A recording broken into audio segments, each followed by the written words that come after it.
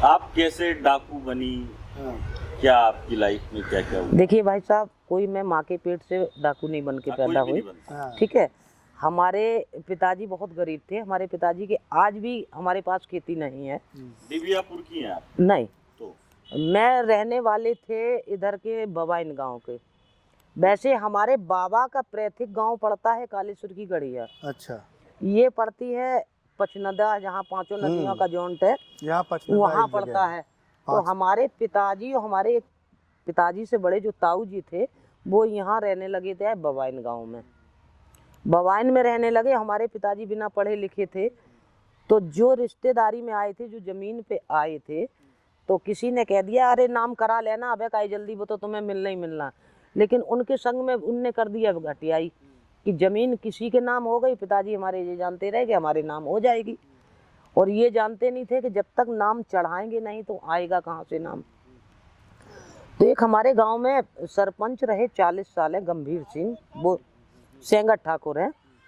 तो वो हमारे पिताजी से ये कहते थे कि हमारे पिताजी का नाम लेके कि सनोमन सिंह अपनी लड़कियां, 4 लड़की हैं, चारों लड़कियां हमारे गांव में करिए सेंगट ठाकुरन की। तो हमारे पिताजी ये कह देते कि हमारी बहनें बिटियां सेंगट ठाकुरन में हम नहीं देते हैं, हम देते हैं राजावत को। तो वो ये कहते थे कि तुम अकेले हो, तुम अगर एक लड़की की शादी करोगे तो 4 बीघा खेती दी है। तो उसने ये कह दिया पिताजी हमारे ने कि हम लड़की अपनी बेच के खेती वाले नहीं बनेंगे। जब भाई खेती अगर लिखा के मैंने लड़की करी तो हम बेचना हो गया।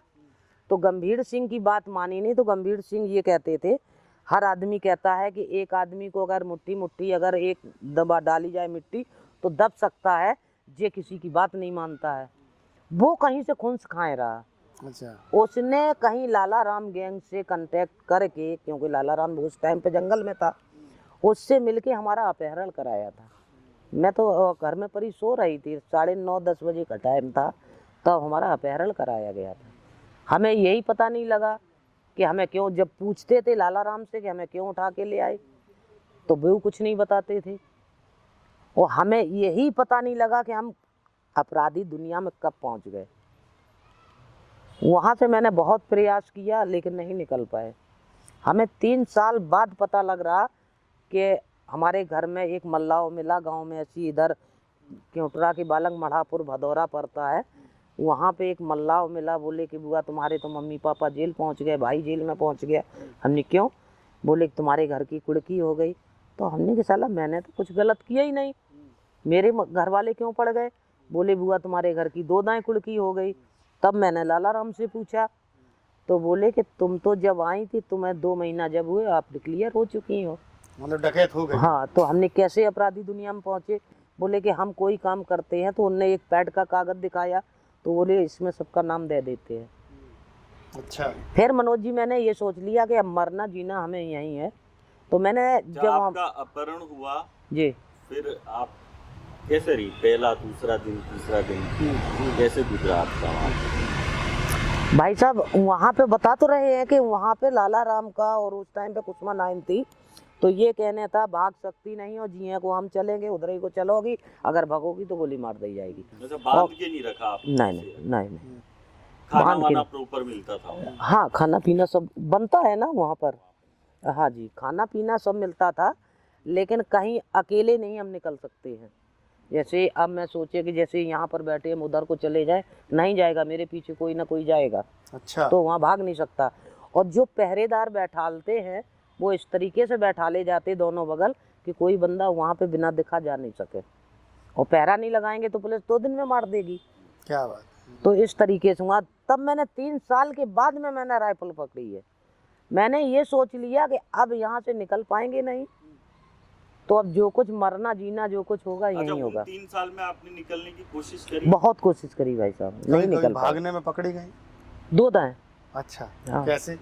जैसे मैं भाग रहे थे लेकिन पहरेदार ने बता दिया, तो रात के उठ के गए तो बनी हो बकना नहीं जा पाए, क्योंकि रातों के तो पहरेदार बैठता है। तो जब पकड़ के लाते थे तो पिटाई होती थी? तो 2-3 थप्पड़े लगी थी। अच्छा, बस 2-3 थप्पड़ में? हाँ, अच्छा। अब ज्यादा कैसे मारेंगे? तो फिर यही कहने पड़ा कि नहीं भागे। उनको भी कैंडिडेट चाहिए था। हाँ, तो इस तरीके से फिर मानो मैंने कभी अपने ख्वाब में फिर जब जंगल में जब मैंने राइफल धारण कर ली, जब हम जैसे रात के चलते थे कहीं पर सड़क पार कर रहे, तो अपने दिल में ये सोचते थे कभी हम डामर की सड़क पे तो चल नहीं पाएंगे, क्योंकि पता नहीं किस गोली पे कहीं 2-3 महीने के बीच में कहीं ना कहीं पुलिस से गोली चलना है।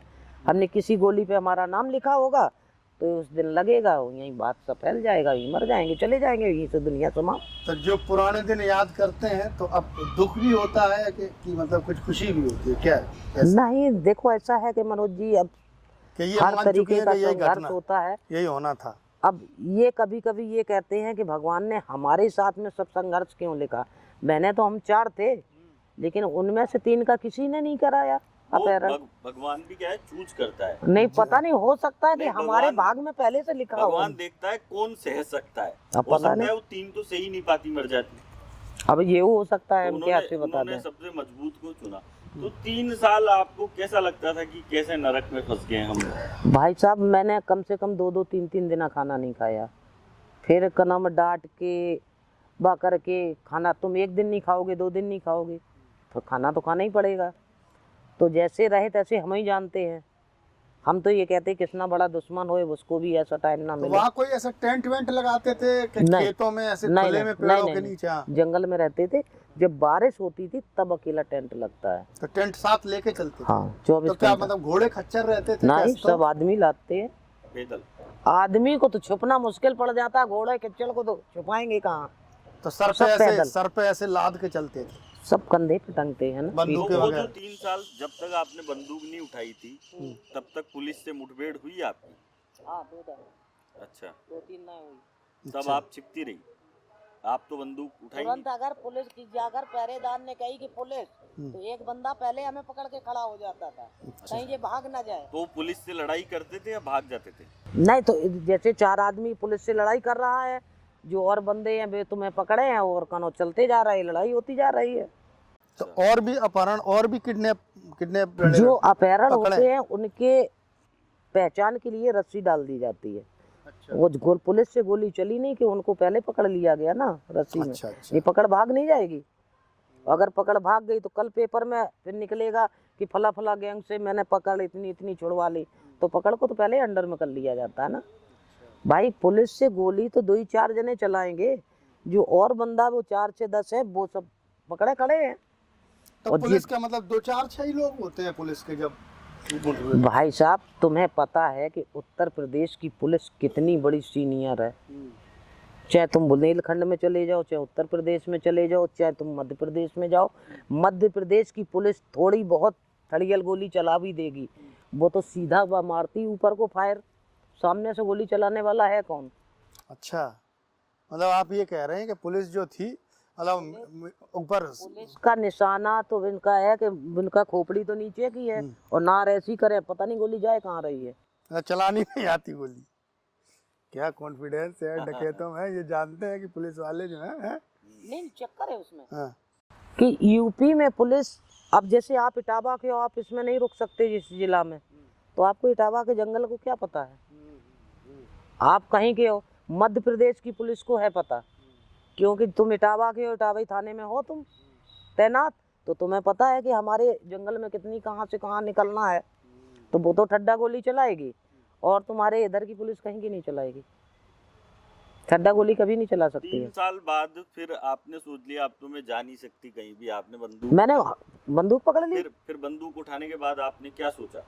क्या सोचा? जो वो करते थे वो हम करते थे। नहीं, वो तो करते थे, लेकिन आपका घर कूड़ा हो गया था।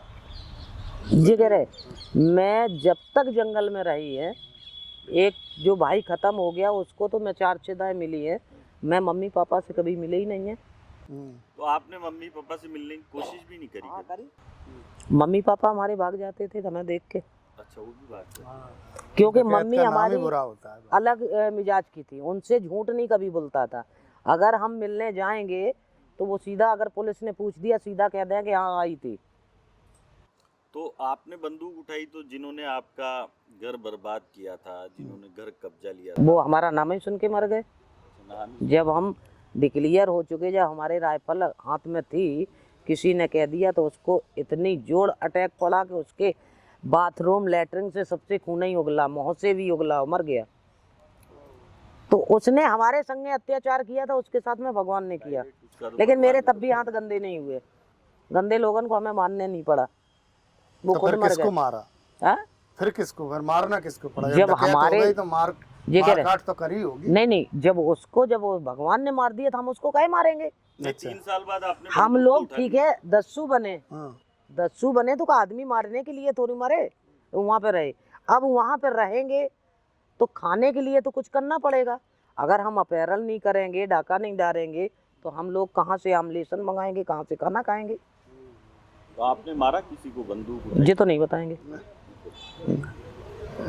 तो बंदूक उठाई तो कहीं ना कहीं तो गोली चली होगी आपको। तो हम गोली कम से कम पुलिस वाले से 50 सुनाई चली है, और जौन पुलिस वाले से सामना हो चुका है वो अभी भी याद कर रहे होंगे, वो करते हैं। कई एक मिल भी गए हैं, तो वो हमसे ये कहते हैं कि निशाना किसने सिखाया और आपको गालियाँ किसने सिखाई? तो हमने कि ये तो कुदरत में। सब कुदरत ने। तो ये बड़ा मनोरंजक जो है वार्तालाप चल रहा है। सीमा जी ने वो तमाम सारे दिलचस्प बातें बताई हैं।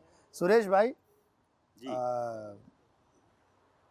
कवि सम्मेलन और ये जो डकैत, हमारे यहाँ क्या होता था कि इटावा में कवि सम्मेलन हुआ तो एक आध बार तो घटना क्या हुई कि कोई कवि कविता पढ़ने आया और जीप चलती थी कमांडर, तो निकला तो डकैतों ने कवि को किडनैप कर लिया।